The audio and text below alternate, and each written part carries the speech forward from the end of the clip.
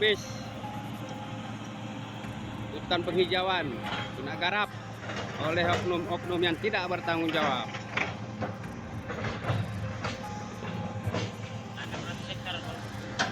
Sekitar 600 hektar yang mau digarap.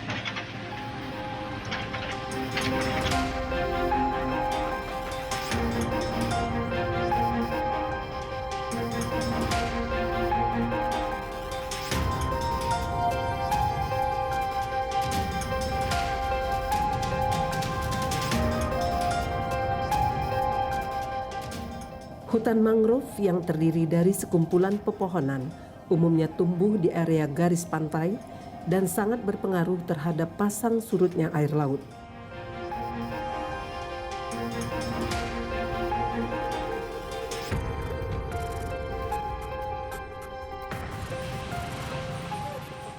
Hutan mangrove ini selain menjadi ujung tombak dari upaya menyelamatkan sumber daya perikanan, keanekaragaman terumbu karang, kekayaan sumber daya perikanan, dan ketahanan masyarakat, juga dapat menahan erosi pantai, dan air yang terdapat di bawah akar mangrove ini menjadi tempat hidupnya sejumlah satwa air seperti ikan, udang, dan kepiting.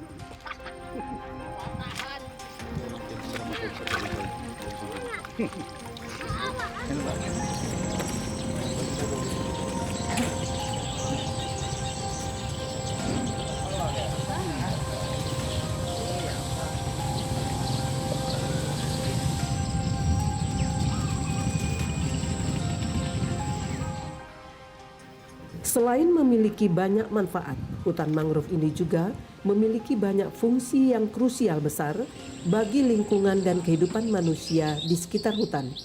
Di antaranya fungsi fisik dan fungsi biologis serta fungsi ekonomi.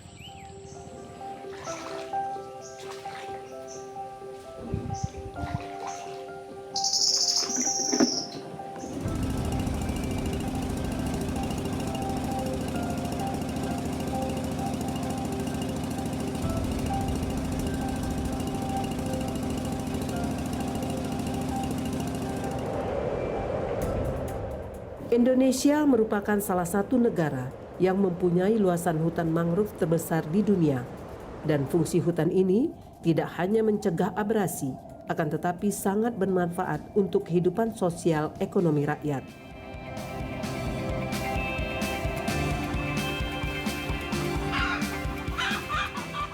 Upaya untuk menjaga kelestarian hutan mangrove ini, pemerintah telah melakukan rehabilitasi penanaman mangrove di beberapa wilayah di Indonesia.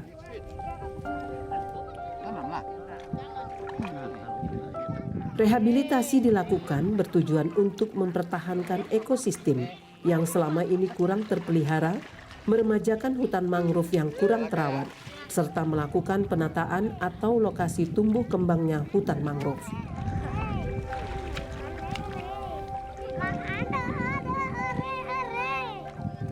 Dalam pelaksanaan rehabilitasi mangrove ini, ditemukan berbagai tantangan dan hambatan tersendiri, yakni sulitnya mendapatkan bibit untuk ditanam, tidak stabilnya cuaca di area tersebut, dan adanya penolakan dari masyarakat setempat. Hal ini dikarenakan selama ini masyarakat telah nyaman menjadikan kawasan mangrove menjadi area tambak dan budidaya mereka.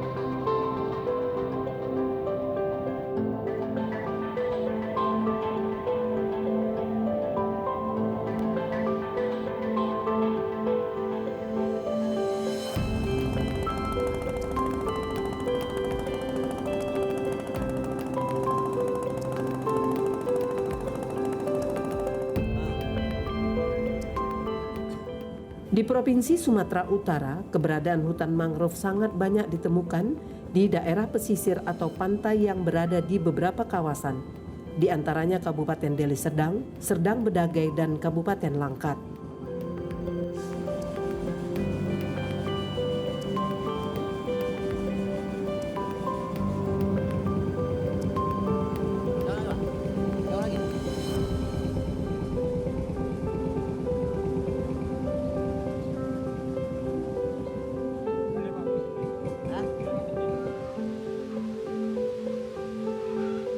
Hutan mangrove yang ditemukan umumnya terdiri dari jenis tanaman pohon bakau dan nipah.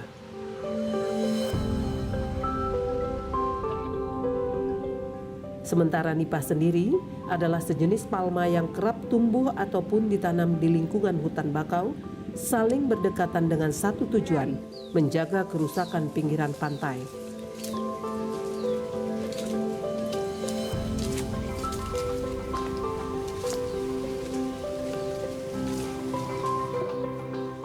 Jika diperhatikan dengan seksama, maka sepintas terlihat tanaman nipah ini bentuknya hampir menyerupai tanaman kelapa sawit. Bahkan bentuk pohon nipah ini juga mirip dengan kelapa sawit muda.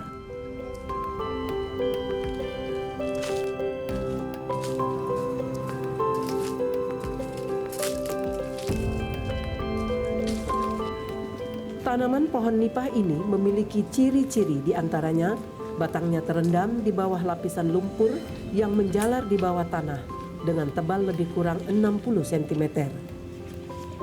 Sementara itu, adapun tinggi tumbuhan nipah ini mencapai 7 meter dan tangkai bunganya mencapai 1 meter.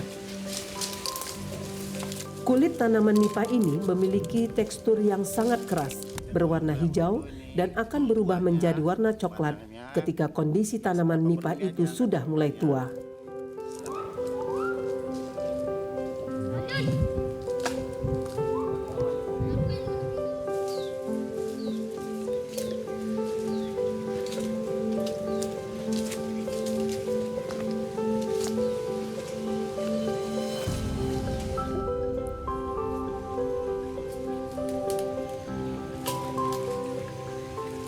Tumbuhan nipah ini juga akan tumbuh lebih subur berada di belakang hutan bakau, dan tanaman ini cukup aplikatif baik di Indonesia sendiri maupun di luar negeri.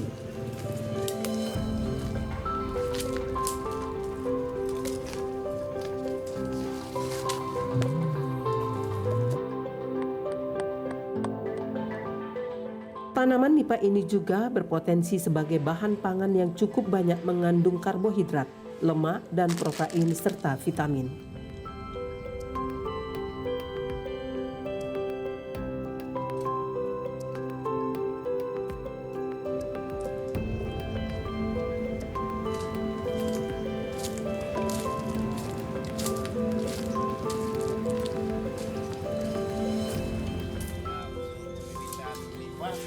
Kita harus memilih yang sudah pasti tua, karena kita jamin dia bakal tumbuhnya bagus. Seperti ini contohnya, karena warna sudah menghitam, maka ini bisa kita jadikan bibit. Apa bedanya bibit yang tua dengan yang muda ini, Ketua? Kalau untuk bibit yang muda, warnanya seperti ini, agak kecoklatan. Tapi kalau yang tua sudah kehitaman dia. Inilah contoh bibit yang bagus seperti ini, tua dia. Jadi yang tua inilah yang disemai. Iya. Selain itu, tanaman nipah ini juga memiliki beragam potensi untuk kebutuhan sehari-hari, seperti untuk bahan bakar, bahan atap rumah, kerajinan, dan produksi lainnya. Namun sampai saat ini, potensi yang banyak dimiliki tanaman nipah ini belum dimanfaatkan dengan baik oleh masyarakat.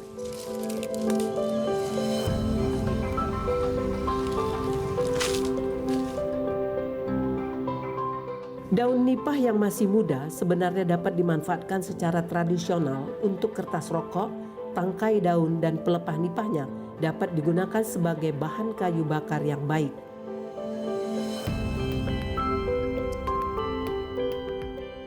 Banyak manfaat yang dihasilkan nipah, dari mulai batang, daun, buah, dan lidi, dan hampir seluruhnya bermanfaat bagi masyarakat yang ingin membudidayakannya.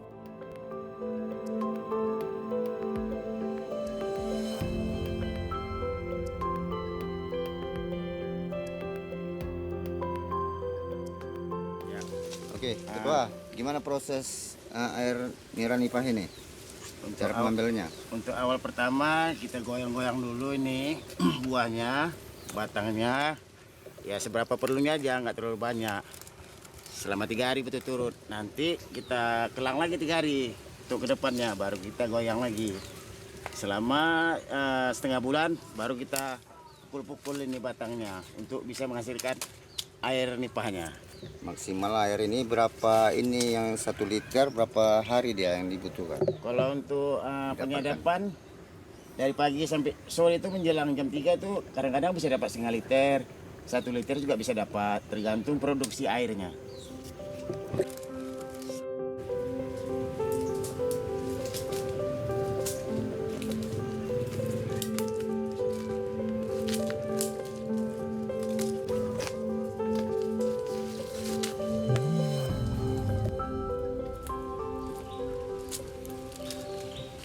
Seperti ini Pak Junidi, bibit yang tadi kita bilang yang sudah tua, yang hitam, maka kita semailah di sini. Itu langsung bibitnya, nggak kita pakai polybag lagi, langsung kita semai, tanam, seperti inilah jadinya bibitnya. Tadi kan sudah kita sampaikan bibit yang unggul itu warnanya sudah menghitam. Jadi kita coba dia tanamkan di lahan yang ada sekarang ini. Maka inilah hasilnya bibit yang hitam tadi. Oh, seperti yang inilah Pak ya? Iya, hasilnya seperti ini Pak Jun. Wah, nah ini sudah ditanam tuh bibit yang disemai kemarin di sini? Iya. Lahan ini? Iya, itu perbibitan yang sudah berjalan sekitar 2 atau 3 bulan. Yang barusan kita lihat tadi. Kalau di sini Ketua ini seperti ini umur berapa tahun ini? Ini kita perkirakan sekitar umur 3 atau 4 tahun. Ketua ya.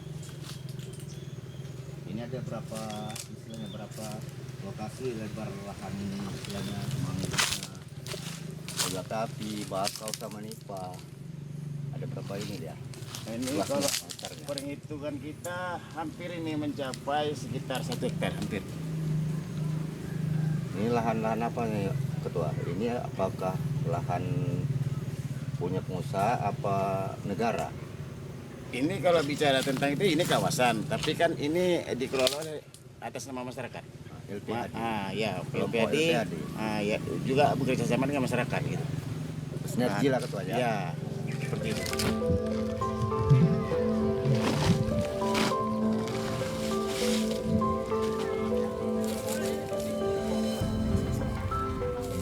Meskipun di dalam perjalanannya tanaman nipah ini sangat besar manfaatnya, namun kesadaran masyarakat untuk membudidayakannya masih tergolong sedikit.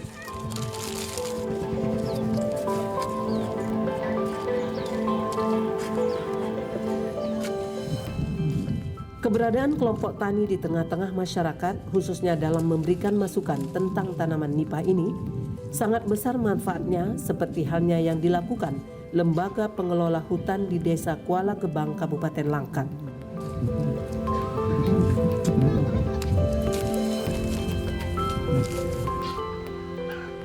Ya kalau apa ya pasti jenisnya mangrove itu Bu, bakau sama api-api itu Bu.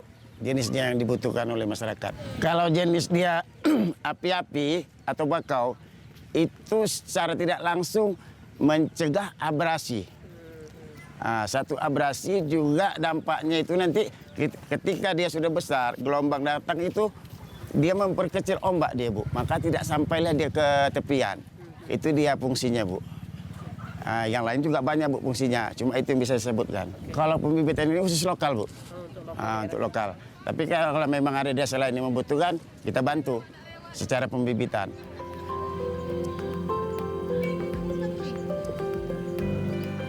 Kelompok tani khususnya pembibitan nipah Yakopi ini sudah beberapa tahun berbaur dengan masyarakat, dan keberadaan kelompok tani ini bertujuan untuk menjaga kelestarian pinggiran laut serta ekosistem bersama masyarakat setempat.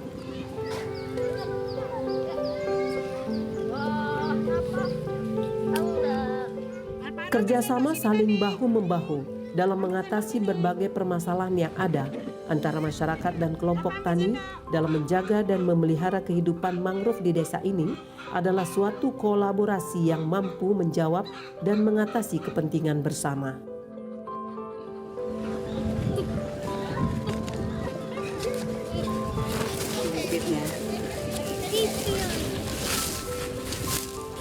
Dalam aktivitas kelompok tani nipah ini berbaur bersama masyarakat, dan untuk pengerjaan pembibitan dilakukan dengan sistem pengerjaan yang sudah disepakati oleh kedua belah pihak.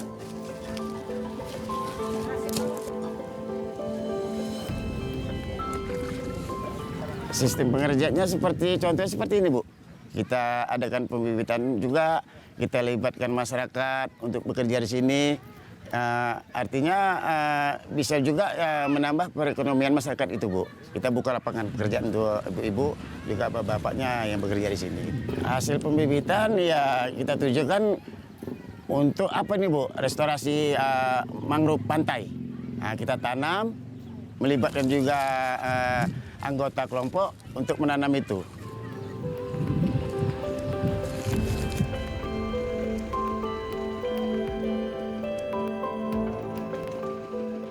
Keberadaan kelompok tani ini tidak hanya menjaga dan melestarikan tanaman nipah di daerah tersebut, namun juga memberi peluang kepada masyarakat setempat dalam hal menambah pendapatan ekonomi keluarga dengan melakukan pembibitan nipah.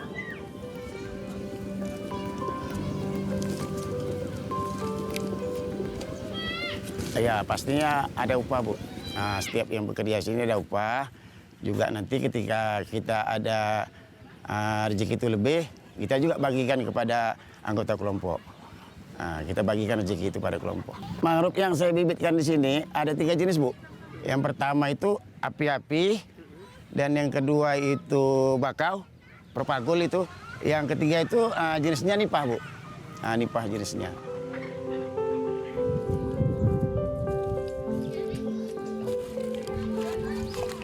Aktivitas pembibitan nipah ini umumnya dilakukan para ibu-ibu rumah tangga. Meskipun mereka disibukkan dengan tugas keseharian di rumah tangga, mengurus anak dan suami. Namun usai mengurus kepentingan rumah tangga mereka membagi waktu dengan baik dan barulah kemudian mereka melaksanakan pekerjaan pembibitan.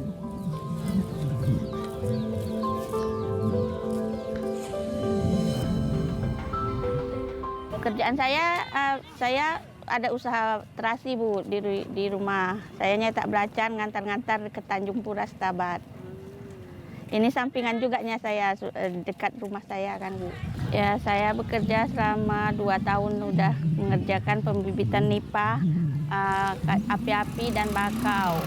Nah, saya mengerjakan ini, Bu, dengan senang hati, dapat membantu keluarga saya untuk membiayai anak saya sekolah, dan saya dapat mengapakan kehidupan saya sehari-hari. Sebagaimana saya sebagai masyarakat sangat senang adanya Yayasan Konservasi Pesisir Indonesia ini. Saya dapat kadang 100.000, Bu, untuk mengerjakan ini.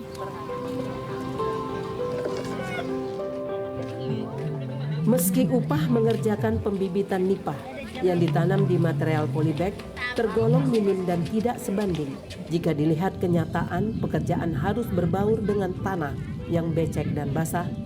Namun hal ini tidak membuat mereka surut untuk melaksanakan pekerjaan pembibitan itu. Kadangkala kebutuhan hidup yang sangat mendesak akan membuat seseorang itu menjadi berani dan tidak akan pernah menyerah dengan keadaan sepahit apapun itu.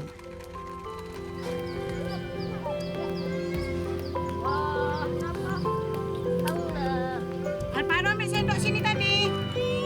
Ambil sendok sini.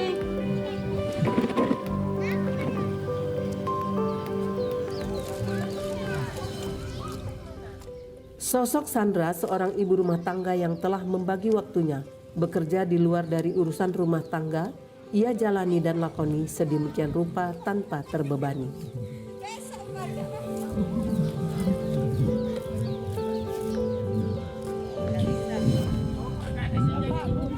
Saya nggak nyaman sih, Bu, sana. Saya orangnya nggak penggeli gitu. Biasa-biasa aja saya menganggap lumpur itu.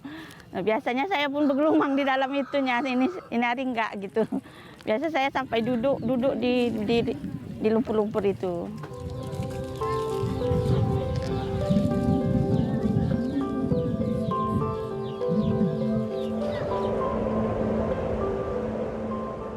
Kehidupan masyarakat yang berada di pinggiran pantai sangat bergantung kepada ekonomi yang didapat hari ini diperuntukkan juga untuk hari ini. Dengan demikian, biaya hidup untuk hari esok akan diupayakan pada hari esok pula. Karenanya besar harapan masyarakat pinggiran pantai mengharapkan kedatangan warga di luar dari desa tempat mereka tinggal.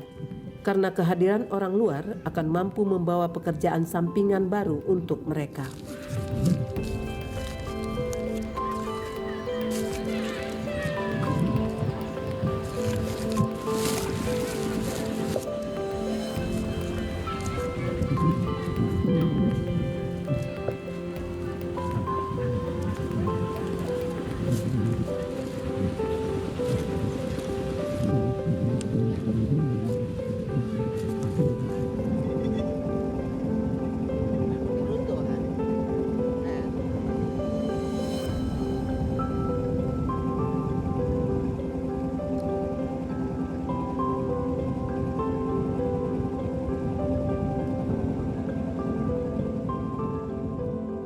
Menata dan memperbaiki hutan mangrove yang kian hari semakin rusak tidak hanya menjadi tanggung jawab pemerintah, namun juga pihak ketiga, dalam hal ini lembaga pengelola hutan desa.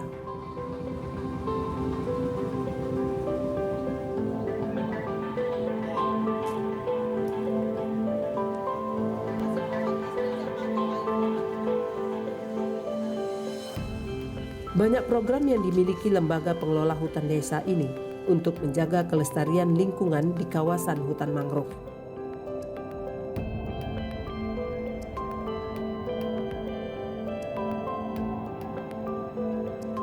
Ya, kalau dari kami kelompok ya yang kami lakukan itu seperti penanaman, bakau, api-api, juga termasuk nipah itu. Itu dari upaya yang kami lakukan untuk melestarikan lingkungan itu tadi, Bu. Satu lagi, Pak.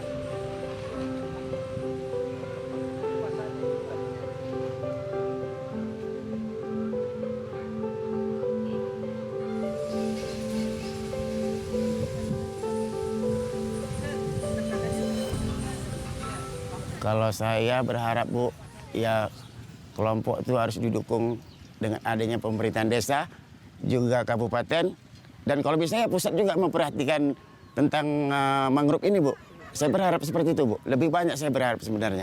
Karena kondisi di desa kami ini, hutannya kalau kita lihat secara langsung itu rusak parah, Bu. Rusak parah. Khususnya pemerintah kabupaten, saya selaku ketua kelompok dari Desa Kuala Gebang berharap ada perhatian khusus untuk desa kami. Karena yang kami alami sekarang, Bu, sering terjadinya banjir rob. Karena apa? Beralih fungsinya dari pertambakan sampailah sekarang perkebunan kelapa sawit. Itu yang kami rasakan, Bu, sebagai masyarakat Desa Kuala Gebang. Hutan mangrove yang terpelihara akan mampu memberi dan sangat menjanjikan ekonomi bagi kehidupan masyarakat nelayan yang berada di sekitarnya. Jagalah kami dengan baik, maka kami akan memberikan yang terbaik buat orang-orang yang telah menjaga kami dengan baik dan tulus.